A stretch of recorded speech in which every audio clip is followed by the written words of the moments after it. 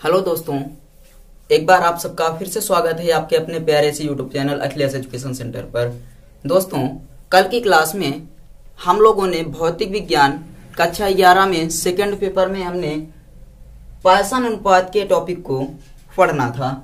हम लोग पढ़ रहे हैं स्थूल द्रव्य के गुण यानी कि प्रत्यास्थता नाम का टॉपिक, जिसमें आप लोग फर्स्ट पेपर में देखिए, सेकंड पेपर में पहला वीडियो आपको दे दिया गया, उसमें बहुत अच्छे तरीके से आपको सब कुछ समझा दिया गया है।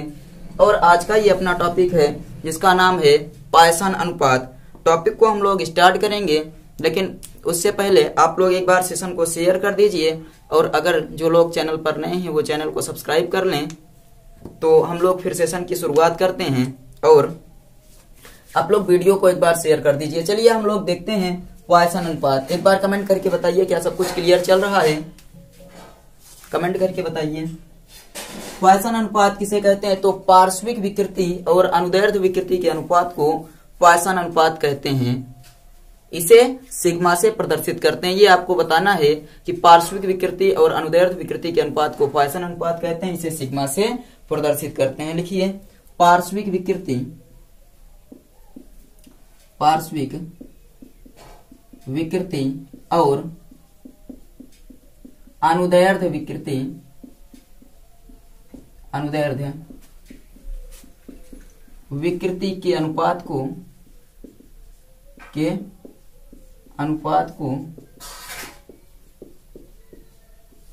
पॉइसन अनुपात कहते हैं।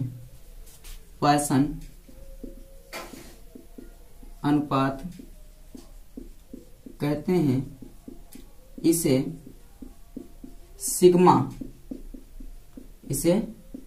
सिग्मा से प्रदर्शित करते हैं। पार्श्विक विकृति और अनुदैर्ध्य विकृति के अनुपात को पॉइसन अनुपात कहते हैं, इसे सिग्मा से प्रदर्शित करते हैं। इसको हम लोग एक डेरिवेट कर लेते हैं, इसकी व्युत्पत्ति करते हैं। तो आप लिखिए व्युत्पत्ति।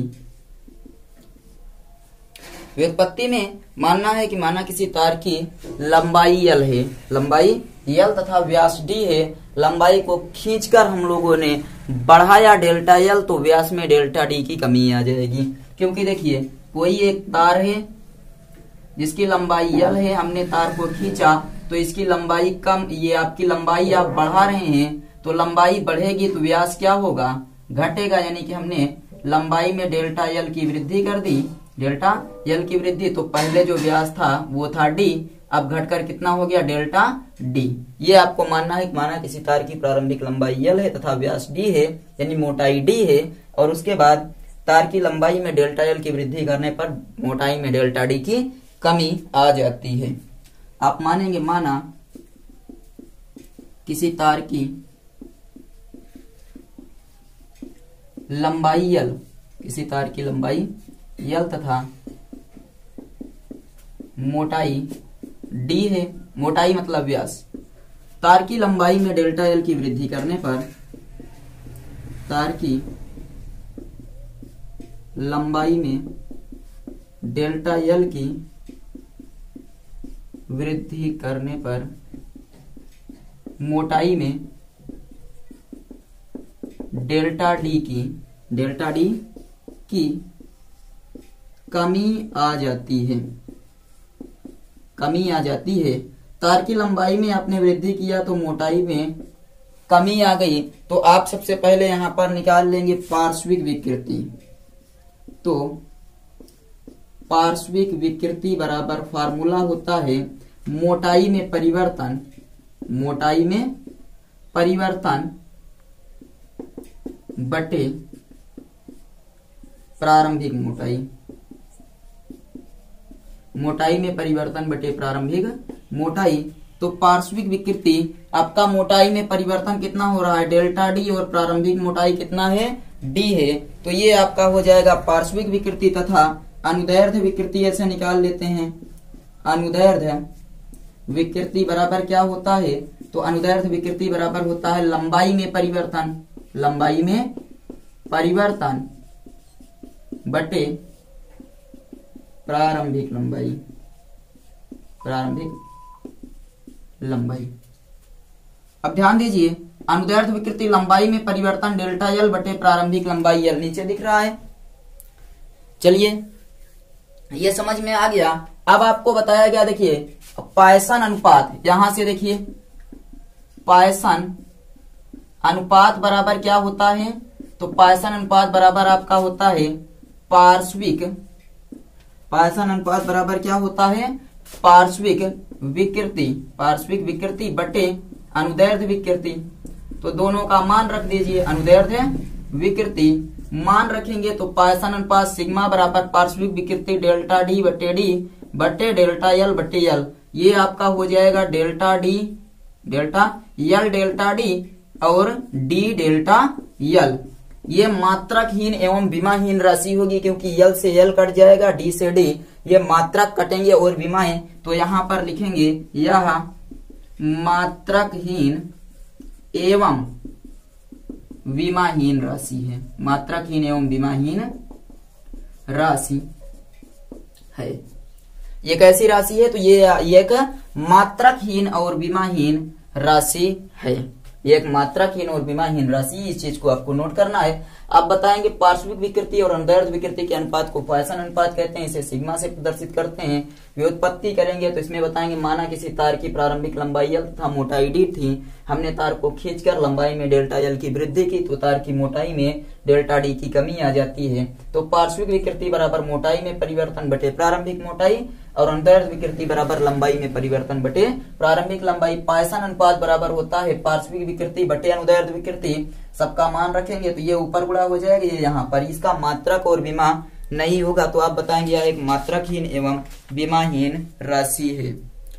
बताइए ये समझ में आ गया या नहीं, आप लोग कमेंट करके बताइए ये समझ में आया। उसके बाद फिर हम लोग आगे बढ़ते हैं। स्क्रीनशॉट ले लीजिए, एक बार आप लोग स्क्रीनशॉट ले लीजिए, तब हम लोग आगे के टॉपिक को देखते हैं। जल्दी से स्क्रीनशॉट लीजिए, बगल हो रहे हैं। स्क्रीनशॉट ले लिए हैं तो कमेंट करके बताइए कि आप लोग स्क्रीनशॉट ले लिए, और उसके बाद फिर हम आगे बढ़ते हैं। आप लोगों से एक प्रश्न है, संपीड़ता का मात्रक बताइए। जितने भी लोग जुड़े हुए हैं सेशन में, सब लोग मात्रक को जल्दी से लिख कर बताइए, जल्दी से मात्रक को लिखिए और बताइए। जितने भी लोग सेशन में जुड़े हुए हैं, संपीड़ता का मात्रक क्या होता है, जल्दी से कमेंट करके बताइए। तब तक हम लोग इसको इरेज कर रहे हैं, और सभी के कमेंट आने चाहिए, क्योंकि सभी लोग सेशन में जुड़े हुए हैं और सभी लोग लगातार अगर पढ़ रहे हैं मन लगाकर, तो सब लोग बता सकते हैं कि संपीड़ता किसे कहते हैं। और उसके बाद फिर आपका ये संपीड़ता जल्दी से बताइए। अब हम लोग अगले टॉपिक पर चलते हैं, और अपना अगला टॉपिक जो है उसका नाम है प्रत्यास्थता की सीमा। प्रत्यास्थता की सीमा। जितने भी लोग कमेंट करके बता रहे हैं, सिर्फ वही लोग पढ़ाई कर रहे हैं, आप लोग समझ लीजिए। जितने भी लोग कमेंट करके बता रहे हैं, सिर्फ वही लोग पढ़ाई कर रहे हैं। जो लोग बता रहे हैं बिल्कुल सही है। आपका मात्रक क्या हो जाएगा, संपीड़ता का मात्रक, तो आप लोग जैसा कि बता रहे हैं मीटर स्क्वायर प्रति न्यूटन, मीटर स्क्वायर प्रति न्यूटन, बिल्कुल ठीक मात्रक है। चलिए हम लोग प्रत्यास्थता की सीमा पर चर्चा करते हैं। तो प्रत्यास्थता की सीमा होता है कि वह उच्चतम बिंदु जहां से विरूपक बल हटा लेने पर वस्तु अपने आकार को पुनः प्राप्त कर लेती है, वह उच्चतम बिंदु जहां से बाह्य बल या विरूपक बल हटा लेने पर वस्तु पुनः अपने आकार को प्राप्त कर लेती है, उसे हम लोग कहते हैं प्रत्यास्थता की सीमा। तो लिखिए वह उच्चतम बिंदु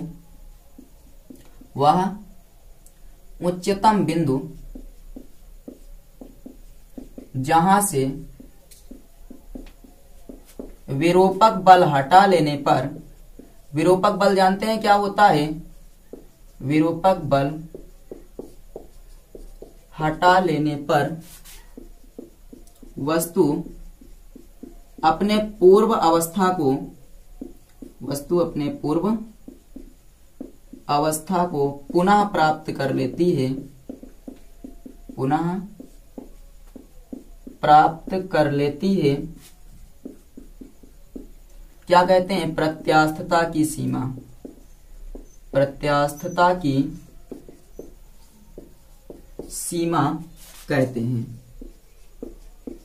वह उच्चतम बिंदु जहां से विरूपक बल हटा लेने पर वस्तु अपने पूर्व अवस्था को पुनः प्राप्त कर लेती है, प्रत्यास्थता की सीमा कहते हैं। वह उच्चतम बिंदु जहां से विरूपक बल हटा लेने पर वस्तु अपने पूर्व अवस्था को पुनः प्राप्त कर लेती है, प्रत्यास्थता की सीमा कहते हैं। इसके बारे में नोट करिएगा कि प्रत्यास्थता की सीमा के भीतर वस्तु में प्रत्यास्थता का गुण बना रहता है और प्रत्यास्थता की सीमा से अधिक बल लगाने पर वस्तु में प्रत्यास्थता का गुण समाप्त हो जाता है। तो यहाँ पर आप नोट में लिखेंगे, नोट में, कि प्रत्यास्थता की सीमा के भीतर, प्रत्यास्थता की सीमा के भीतर, प्रत्यास्थता की सीमा के भीतर वस्तु में प्रत्यास्थता का गुण, प्रत्यास्थता का गुण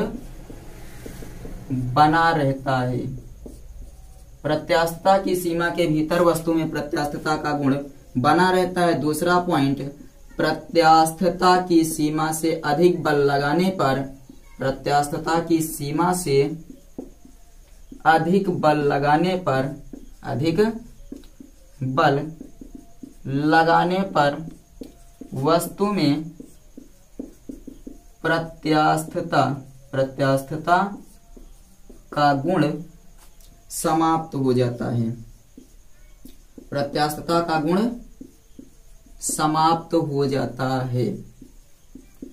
तो वह उच्चतम बिंदु जहां से बाह्य बल हटा लेने पर या विरूपक बल हटा लेने पर वस्तु अपने पूर्व अवस्था को पुनः प्राप्त कर ले, प्रत्यास्थता की सीमा कहते हैं। और प्रत्यास्थता की सीमा के भीतर वस्तु में प्रत्यास्थता का गुण बना रहता है और प्रत्यास्थता की सीमा से अधिक बल लगा लेने पर वस्तु में प्रत्यास्थता का गुण समाप्त हो जाता है। और जो अगली हेडिंग है आपकी, वो है भंजक प्रतिबल। भंजक प्रतिबल। प्रतिबल बराबर क्या होता है, कमेंट करके बताइए जल्दी से। प्रतिबल बराबर क्या होता है? तो हम लोग आपको भंजक प्रतिबल हम आपको पढ़ाते हैं। प्रतिबल बराबर जल्दी से बताइए। प्रतिबल बराबर बल बटे क्षेत्रफल होता है। जो लोग कमेंट कर रहे हैं बहुत अच्छा है, जो लोग नहीं कमेंट कर रहे हैं वो लोग पढ़िए। प्रतिबल, भंजक प्रतिबल क्या होता है? तो आप बताएंगे वह अधिकतम प्रतिबल जिसे कोई वस्तु टूटने से पहले तक सहन कर सकती है। लिखेंगे वह अधिकतम प्रतिबल, वह अधिकतम प्रतिबल जिसे कोई वस्तु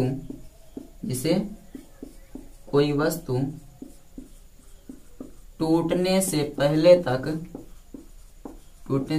तक सहन कर सकती है, सहन कर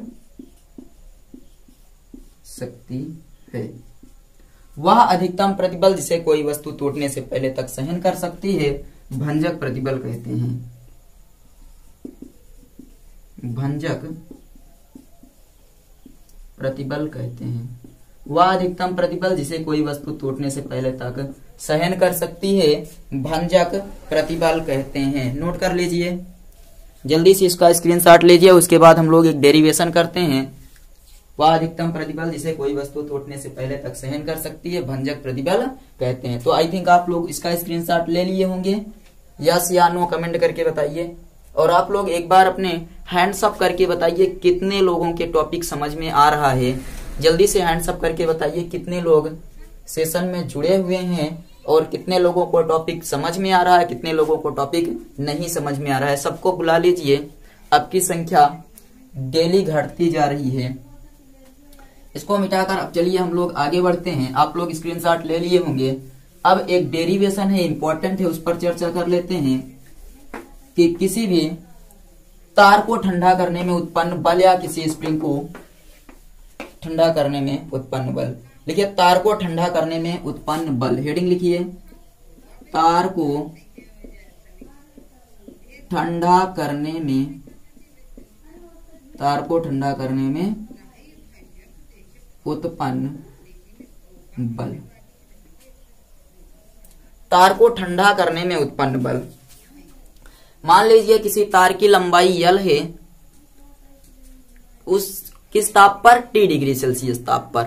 माना T डिग्री सेल्सियस ताप पर किसी तार की लंबाई L है, हमने तार को डेल्टा T डिग्री सेल्सियस तक ठंडा किया तो तार की लंबाई कितना हो जाएगी बताइए। तार सिकुड़ेगा, ठंडा होगा तो तार की लंबाई घटकर कितना हो जाएगी, डेल्टा L की कमी आ जाएगी। ये चीज आपके समझ में आया कि माना कोई तार है जो T डिग्री सेल्सियस पर L मीटर लंबा है, अगर तार को हमने डेल्टा T डिग्री सेल्सियस तक ठंडा कर दिया तो तार की लंबाई में डेल्टा L की कमी आ जाएगी। इतना आपको समझना है। तो आप मानेंगे माना किसी तार की प्रारंभिक लंबाई L है, या फिर ऐसे मानिए, और प्रारंभिक लंबाई L है तो T डिग्री सेल्सियस पर होगी। माना किसी तार की प्रारंभिक लंबाई L है, किसी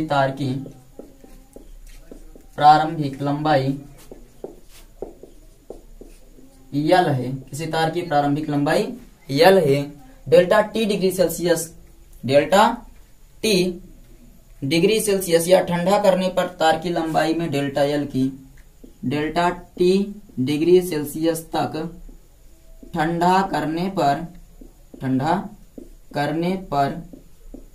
तार की लंबाई में डेल्टा L की कमी हो जाती है। तो मान लेंगे पहले किसी तार की लंबाई L थी, तार को डेल्टा T डिग्री सेल्सियस तक ठंडा किया गया और डेल्टा T डिग्री सेल्सियस तक ठंडा करने पर तार की लंबाई में डेल्टा L की कमी हो जाती है। तो आपके पास एक फार्मूला है, इसको आप अभी याद कर लीजिए, हम लोग आगे पढ़ेंगे। रेखीय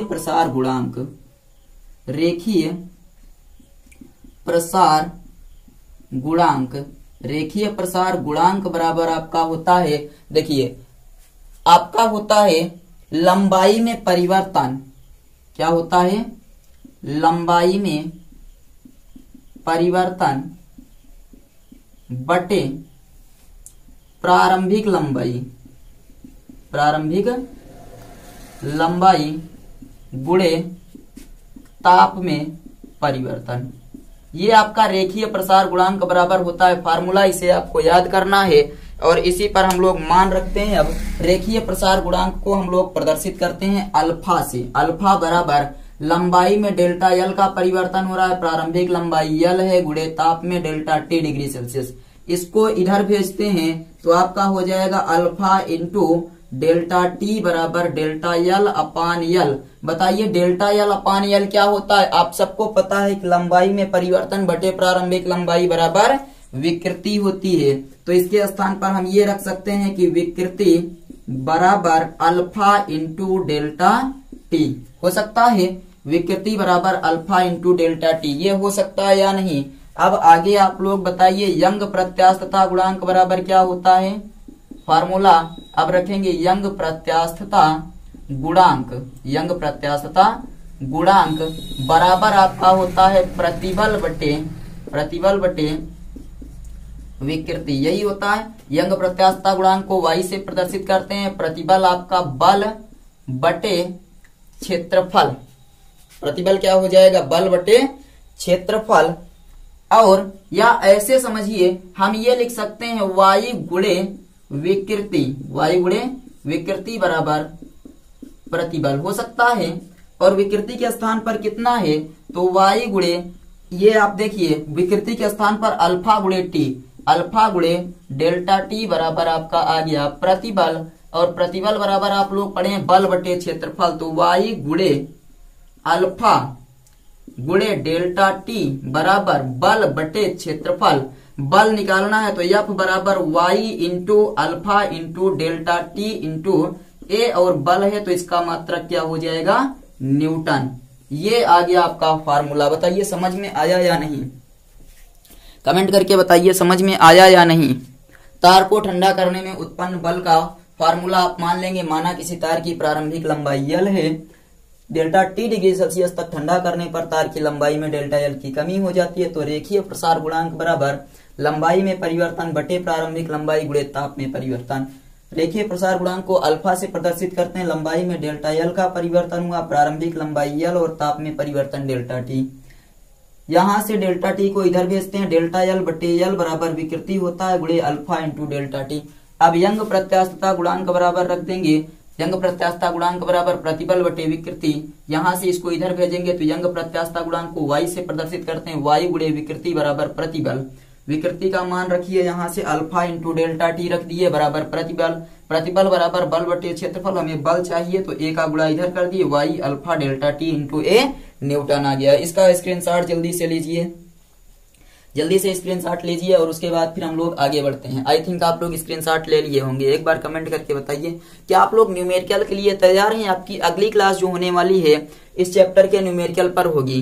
पूरा का पूरा न्यूमेरिकल एक तरफ से एक एक न्यूमेरिकल एक भी नहीं छोड़ेंगे। तो सब लोग सेशन में जुड़िए और जितनी ज्यादा संख्या में आप लोग जुड़ेंगे उतना ज्यादा आप लोगों के लिए हम कंटेंट लाते रहेंगे। ये चीज देखिए, अगर आप लोग अगली क्लास में पहले चैप्टर का इसका न्यूमेरिकल करवाएंगे, अगर अच्छी खासी संख्या रहती है और अच्छे से चलता है तो हम लोग फिर से आगे अगले चैप्टर का भी न्यूमेरिकल लाएंगे। चलिए इसको हम मिटा रहे हैं और आप लोग अब स्क्रीनशॉट ले लिए होंगे। बताइए स्क्रीनशॉट ले लिए हैं? चलिए ठीक है। अब हम लोग आगे बढ़ते हैं और अगला टॉपिक देखते हैं। अगला एक और डेरिवेशन कर लेते हैं और फिर अब लास्ट का टॉपिक चल रहा है अपना इस चैप्टर का।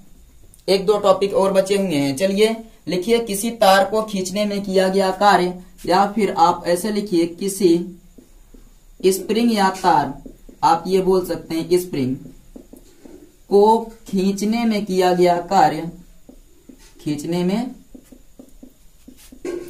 किया गया कार्य तथा प्रत्यास्थ स्थितिज ऊर्जा।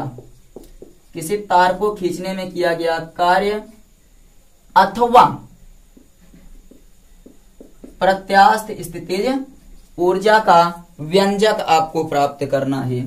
तो किसी तार को खींचने में किया गया कार्य अथवा प्रत्यास्थ स्थितिज ऊर्जा का व्यंजक यानी work done in stretching a wire and elastic potential energy.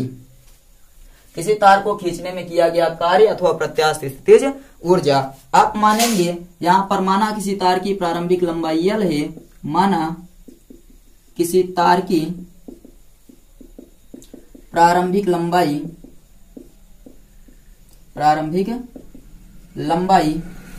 L है, प्रारंभिक लंबाई L है तथा F न्यूटन बल लगाने पर, यहां से देखिए, तथा न्यूटन बल लगाने पर तार की लंबाई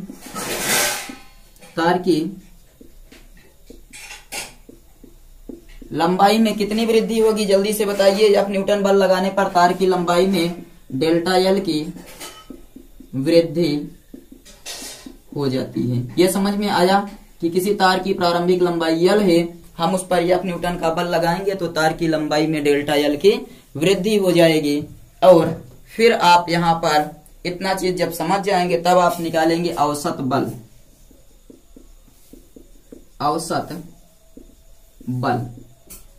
औसत बल बराबर क्या होता है? तो आप बताएंगे प्रारंभिक बल प्लस अंतिम बल बटे 2 यानी कि F/2। ये औसत बल आ गया। औसत बल बराबर प्रारंभिक बल प्लस द्वितीय बल या अंतिम बल बटे 2 बराबर F/2 आपका हो जाएगा। अब स्प्रिंग को खींचने में किया गया कार्य, अब तार को या स्प्रिंग को खींचने में किया गया कार्य, तार को खींचने में किया गया कार्य बराबर क्या होता है? औसत बल गुणे विस्थापन। किया गया कार्य बराबर औसत बल गुणे विस्थापन। एक बार चेक करने दीजिए सब कुछ क्लियर चल रहा है। तो किसी तार को खींचने में किया गया कार्य बराबर आपका होगा औसत बल गुणे विस्थापन। अब यहाँ पर किया गया कार्य है तो ये W हो जाएगा। W बराबर औसत बल F/2 गुणे विस्थापन डेल्टा एल, यानी कि तार की लंबाई में कितने की वृद्धि हुई है? Delta L. अब यहां आपको समझना है W बराबर 1/2 गुणे F लिख सकते हैं, F गुणे डेल्टा L हो सकता है या नहीं बताइए। 1/2 गुणे F गुणे डेल्टा L, इसी चीज को हम लिखे हैं। अब आगे देखिए W बराबर 1/2 गुणे F बटे A गुणे A, कोई दिक्कत, A से A आपका कट जाएगा, F बटे A गुणे A से A कट गया, F ही बचा है। और उसके बाद फिर गुणे का चिन्ह लगाएंगे, डेल्टा L बटे L गुणे L, L से L कट गया, अब भी आपके पास डेल्टा L ही है। हमने ऐसा क्यों किया तो आप यहाँ पर देख पा रहे होंगे, एक फार्मूला बना है W बराबर 1/2 बल बटे क्षेत्रफल को हम लोग कहते हैं प्रतिबल, बल बटे क्षेत्रफल को प्रतिबल गुणे डेल्टा L बटे L को बोलते हैं विकृति, डेल्टा L बटे L को क्या बोलते हैं विकृति, गुणे क्षेत्रफल गुणे लंबाई, तो ये आपका होता है आयतन। ये एक फार्मूला आपका बन गया 1/2 प्रतिबल गुणे विकृति गुणे आयतन। ये समझ में आया या नहीं जल्दी से बताइए। 1/2 प्रतिबल गुणे विकृति गुणे आयतन समझ में आ गया। तो अब हम लोग आगे बढ़ते हैं और उसके बाद फिर देखते हैं एकांक आयतन के लिए किया गया कार्य। अगर आयतन एकांक हो जाए, एकांक आयतन के लिए किया गया कार्य, एकांक आयतन के लिए किया गया कार्य W बराबर 1/2 गुणे प्रतिबल गुणे विकृति। यहां पर आयतन क्यों नहीं लिखेंगे, क्योंकि आपका जो आयतन है वो एकांक है और एकांक आयतन को 1 से प्रदर्शित करते हैं। और यही कार्य आपका उस स्प्रिंग में इस ऊर्जा के रूप में संचित हो जाएगा, यही कार्य स्थितिज ऊर्जा के रूप में संचित होता है। तो आप बताएंगे यही कार्य स्थितिज ऊर्जा के रूप में, स्थितिज ऊर्जा के रूप में संचित हो जाता है, अर्थात W बराबर U और U बराबर 1/2 प्रतिबल गुणे विकृति, प्रतिबल गुणे विकृति। ये आपका फार्मूला आ गया किया गया कार्य और प्रत्यास्थ स्थितिज ऊर्जा। किसी तार को खींचने में किया गया कार्य और प्रत्यास्थ स्थितिज ऊर्जा का व्यंजक। माना किसी तार की प्रारंभिक लंबाई L है, F न्यूटन बल लगाने पर तार की लंबाई में डेल्टा L की वृद्धि हो जाती है, तो औसत बल निकाल लेंगे, प्रारंभिक बल प्लस अंतिम बल बटे 2। अब तार को खींचने में किया गया कार्य बराबर औसत बल गुणे विस्थापन W बराबर F/2 गुणे डेल्टा L। यहाँ हमने क्या कर दिया, अलग अलग करके 1/2 F बटे A गुणे A से गुणा A से भाग, और यहाँ L से गुणा L से भाग, फिर एक F/A प्रतिबल होता है, ये विकृति होता है, क्षेत्रफल गुणे लंबाई आपका आयतन होता है। तो एकांक आयतन के लिए अगर आयतन को 1 कर दिया जाए तो 1/2 प्रतिबल गुणे विकृति, और यही कार्य स्थितिज ऊर्जा के रूप में संचित हो जाता है, अर्थात U बराबर W, तो U बराबर 1/2 प्रतिबल गुणे विकृति। इसका जल्दी से आप लोग स्क्रीनशॉट लीजिए, तब हम लोग अब आगे बढ़ते हैं और अपने अगले टॉपिक पर चर्चा करते हैं। आई थिंक आप लोग स्क्रीनशॉट ले लिए होंगे, कमेंट करके बताइए कि आप लोग स्क्रीनशॉट ले लिए हैं। तब हम लोग आगे बढ़ते हैं और उसके बाद फिर अब थोड़ा सा और बचा है उसको कंप्लीट कर लेते हैं। बताइए आप लोग स्क्रीनशॉट ले लिए, और आज ही आपका टॉपिक कंप्लीट ही समझिए। ये लास्ट हेडिंग थी जो कंप्लीट हो चुकी है। अंतरा परमाणु बल नियतांक लिखिए, ये एक्स्ट्रा में है। अंतरा परमाणुक बल नियतांक, अंतरा परमाणु बल नियतांक क्या होता है, inter atomic force constant. Inter atomic force constant क्या होता है, तो आप बताएंगे तार के पदार्थ के यंग प्रत्यास्थता गुणांक और तार के पदार्थ के परमाणुओं के बीच की दूरी के गुणनफल को क्या बोलेंगे, तार के परमाणुओं के बीच की दूरी के गुणनफल को क्या बोलते हैं, अंतरा परमाणु बल नियतांक कहते हैं। तो आप बताएंगे, क्या बताएंगे, तार के पदार्थ के यंग प्रत्यास्थता गुणांक, तार के पदार्थ के यंग प्रत्यास्थता गुणांक, तार के पदार्थ के यंग प्रत्यास्थता गुणांक y और साथ में क्या लिया जाता है, तो परमाणुओं के बीच की दूरी, और क्या लिया जाता है, तो तार के परमाणुओं के बीच की दूरी, तार के परमाणुओं के बीच की दूरी जिसे हम कहते हैं r सफिक्स नॉट के गुणनफल को, r सफिक्स नॉट के गुणनफल को अंतरा परमाणु बल नियतांक कहते हैं। अंतरा परमाणु बल नियतांक कहते हैं। क्या बताएंगे, तार के पदार्थ के यंग प्रत्यास्थता गुणांक और तार के परमाणुओं के बीच की दूरी r सफिक्स नॉट के गुणनफल को अंतरा परमाणु बल नियतांक कहते हैं। इसे कप्पा से प्रदर्शित करते हैं। इसे के की तरह होता है, कप्पा से प्रदर्शित करते हैं। इसे कप्पा से प्रदर्शित करते हैं और ये हो जाएगा कप्पा बराबर तार के पदार्थ का यंग प्रत्यास्थता गुणांक गुणे परमाणुओं के बीच की दूरी। इन दोनों के गुणनफल को हमने क्या नाम दे दिया, तो बोल दिया अंतरा परमाणु बल नियतांक हो जाएगा। और यहां से आपका टॉपिक कंप्लीट हुआ। आपके पास 2 प्रश्न हम भेज रहे हैं, आप लोग इसका हमें सॉल्यूशन लिखकर अपने व्हाट्सएप ग्रुप में जरूर डालिएगा, तभी हमें पता चलेगा कि आप लोग पढ़ाई कर रहे हैं। प्रत्यास्थता के व्यवहारिक उपयोग, प्रत्यास्थता के व्यवहारिक उपयोग। अगर आप लोग इसको अपने आप से लिखकर व्हाट्सएप ग्रुप में भेजते हैं तब तो समझ में आता है कि आप लोग अच्छे से पढ़ाई कर रहे हैं। और व्हाट्सएप ग्रुप पर भेजने के लिए आप ये नंबर यूज करिएगा 63 92 33 52 07 ओनली फॉर व्हाट्सएप।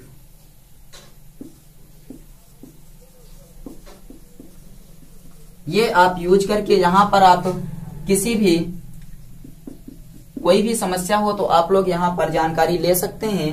और साथ ही साथ आप लोग अपने क्वेश्चन को भी इस नंबर पर भेज सकते हैं, आपको इसका जवाब दिया जाएगा। और आप जो बता रहे हैं इस चीज को सॉल्व करके यहीं पर भेजिएगा। तो आप यहां पर बताएंगे स्प्रिंग इस्पात की क्यों बनाई जाती है। पहला, स्प्रिंग इस्पात की क्यों बनाई जाती है, क्यों बनाई जाती है, स्प्रिंग इस्पात की क्यों बनाई जाती है, पहला प्रश्न। दूसरा, रेल की पटरी आई आकार की क्यों बनाई जाती है, रेल की पटरी आई आकार की क्यों बनाई जाती है, क्यों बनाई जाती है। ये आप लोग सॉल्व करेंगे और सॉल्व करके भेजेंगे। जो लोग भेजेंगे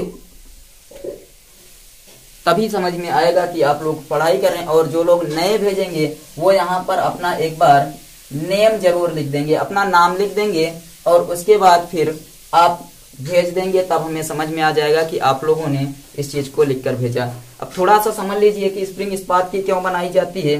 तो आप बताएंगे तांबे और स्टील की अपेक्षा, तांबे और स्टील की क्यों नहीं बनाई जाती।